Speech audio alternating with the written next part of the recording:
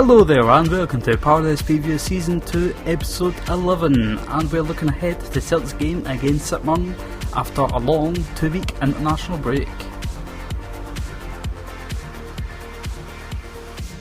So Josh, we're back from another international break, and this time the injuries were somewhat minimal. You know, James Forrest has an undeclared injury just now. I believe it's a groin strain. Scott Brown is still dealing with that degenerative hip injury. Unclear as to what his prognosis is going to be going forward. We know from Neil Lennon's statements over the past couple of months that he's going to rest Scott Brown over the next several months, you know, so that we can preserve him for Champions League ties as well as his international duty, maybe being used sparingly in the SPL. With that being said, coming up this weekend, another SPL tie against St. Mirren. Now, we had some standout performers in international play, most notably F.A. Ambrose, who had a man-of-the-match performance, including scoring a goal for the Nigerian side, which is definitely going to cement their place in the African Cup of Nations. Unfortunately, from a Celtic fan's perspective, because that means that we're going to be missing him for the entire month of January and maybe some of February as well, I believe. But other than that, Emilio Ezagiri had a fine performance for Honduras in an 8-1 victory over the Canadian side, Canada. And Param Kayal got a last-minute call-up, as did Chris Commons. Everybody's fit. Everybody's looking forward to coming back. And, you know, as I mentioned before, St. Mirren away. Not really the best memories of playing away to St. Mirren, but this Celtic side is really clicking on all cylinders, finding their form. Josh, what do you expect for this weekend's tie? Well, going back to the game against Hearts, that was quite a while ago now. I really thought that the Celtic game on the Celtic side on that day was a little bit tame compared to our performances just before that, as it really did look like Celtic were going to go on a big run of form and get a good game after good game. But the game against Hearts were just kind of a bit tame. We only managed to get the one goal, which was a little bit dodgy itself.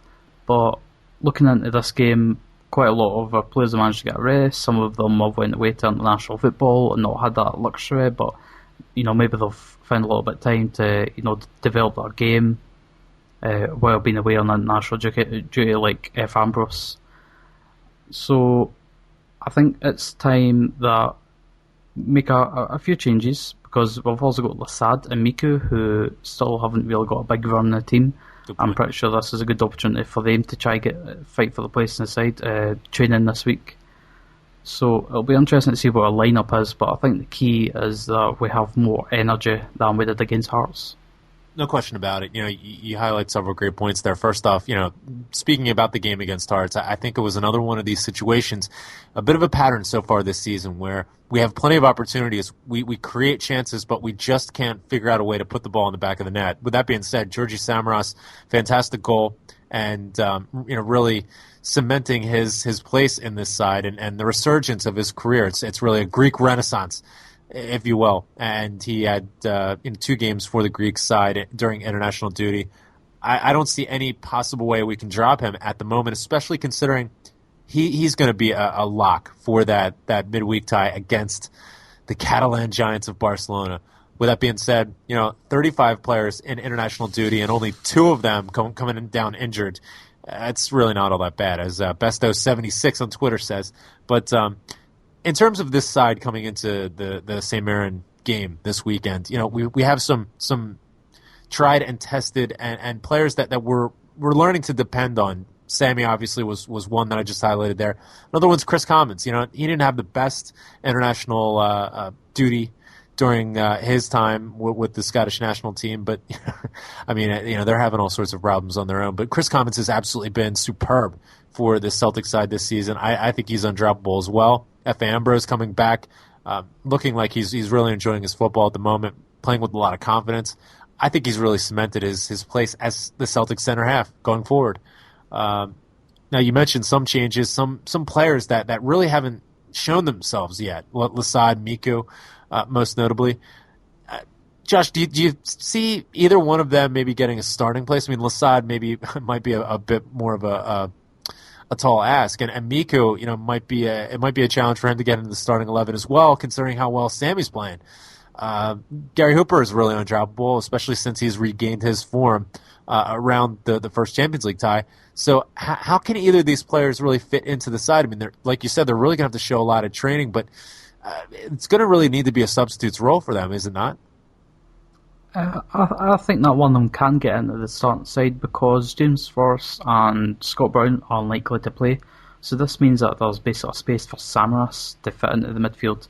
Against Hearts, Samaras kind of played up front with Hooper, so I think this is a chance for Samaras to get his place back on the wing again, and it can open that space up for Miku or Lasad. Which one of them Neil then goes with, I'm not sure. Miku, we've seen his abilities. He's a bit nifty, he's good and creative, and he seems to be ahead of play at times. But Lasad, he's got a bit of physicality and is a bit more direct compared to Miku. And, having a big man up front might be handy against Mirren, who will be playing a tight park and try to congest the box whenever Celtic are pressing up. Yeah, very good point. And, to your point about Sammy and his role against Hearts, he was playing more of an upfront role. I would agree with that, and more central. Again, this is a familiar theme. I don't think that Sammy is best utilized in a more central role. I like him out wide, creating all sorts of problems for the fullbacks as well as the center halves, having the drag over. He creates so much space and creates complete havoc for opposing defense. And, when he gets more central, it seems as though maybe things get a bit more clogged. That being said, he's playing with a lot of confidence right now, and that always goes a long way. But Miku coming in and maybe embracing an opportunity to start up top with Gary Hooper would naturally push Sammy out wide left, and that could have a good utility as well. Now, coming up against St. Mirren, they're on 12 points currently, joint. They're seventh in the league table, so their goal difference is +1. So this is a side that isn't necessarily going to be overly attacking. They're not going to surrender too many goals. They're going to try and play, a bit more compact. That being said, what we've seen from Danny Lennon's teams over the past couple of years is more attacking sense, and they try and play good football, which is to be admired.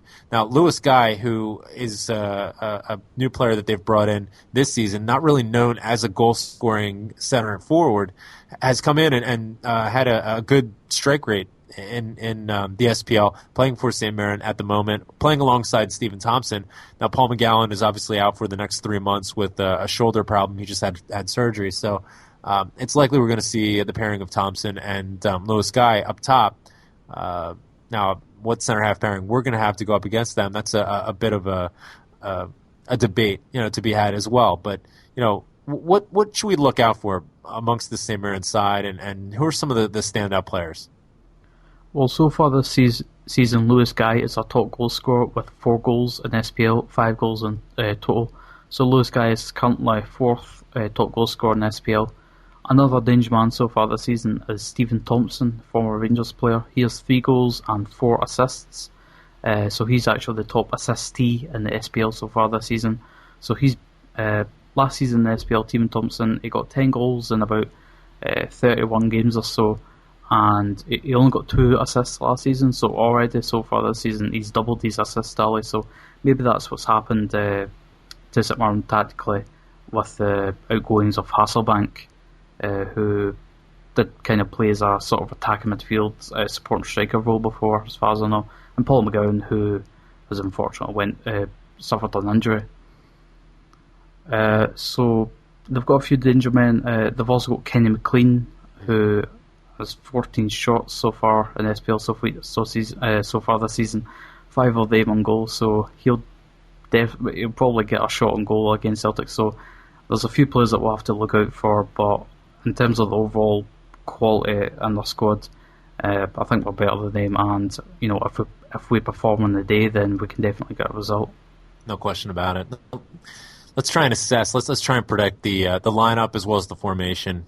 For me, obviously Fraser Forster coming back from an England call-up, very well deserved, playing with a lot of confidence. He's had a couple of shaky moments over the past several weeks, but still one of the better Celtic keepers that we've had in quite some time. The holy goalie withstanding. So obviously he's going to be back between the sticks. Now there's a bit of a debate about right back. Believe it or not, Michael Lustig has come on in spades over the past several weeks, playing in the Champions League as well as the SPL. I think his position is undroppable at the moment. Adam Matthews saw some international duty with the Welsh side over the past couple of weeks, but Michael Lustig hasn't put a foot wrong, in terms of his standing at right back. So I would definitely assume that he'd be our starting right back. Center half is a bit more tricky. F.A. Ambrose, as I mentioned before, is essentially undroppable at the moment. He brings so much to the side. It's a lot of what I was hoping for and what I was predicting when it was rumored that we were going to be signing for him. His passing range is absolutely exceptional. His pace and recovery is superb, and he can read the game. And he's quite brave. So, just a fantastic signing, fantastic player, undroppable for me. Who's he's going to be paired with, that's a bit more up in the air. Charlie Mulgrew has had his fits and starts over the course of the season so far, but on the whole, he's been quite good. Always a goal scoring threat with set pieces especially. And Thomas Runya's fallen out of favor since he made the public comments about his contract negotiations going south. So I would expect maybe it's going to be Charlie Mulgrew or Kelvin Wilson. I think whoever shows the most in training this week. Emilio Zagari has come back and really cemented his place at left back as well. So back four is pretty much sorted out, with the exception to that Mulgrew Wilson question. Midfield is a bit more, it's a bit more up in the air. As we mentioned, Scott Brown is out with an injury, as well as James Forrest. We can assume at this point anyway. As you mentioned before, Sammy taking a spot back in the midfield, which would set up in more of a 4-2-3-1 or even a 4-3-3. It has a lot of flexibility there. I like that. That's a pretty decent shout. But Victor Wanyama, absolutely undroppable, has been solid as a rock so far this season. And then there's only one spot left. Is it going to be Kyle? Is it going to be Ledley? Again, that's going to come up to whoever is showing Neil Lennon the most in training. But my sense, my hunch would be Joe Ledley. I just think that we miss him far too much when he's out of the side. And there's some redundancies between Kyle and Wanyama. On the right-hand side, Chris Commons. He's absolutely undroppable. He has the potential to slot in a more central role and play that sort of link-up number 10 position, and he's always a threat from just outside the box.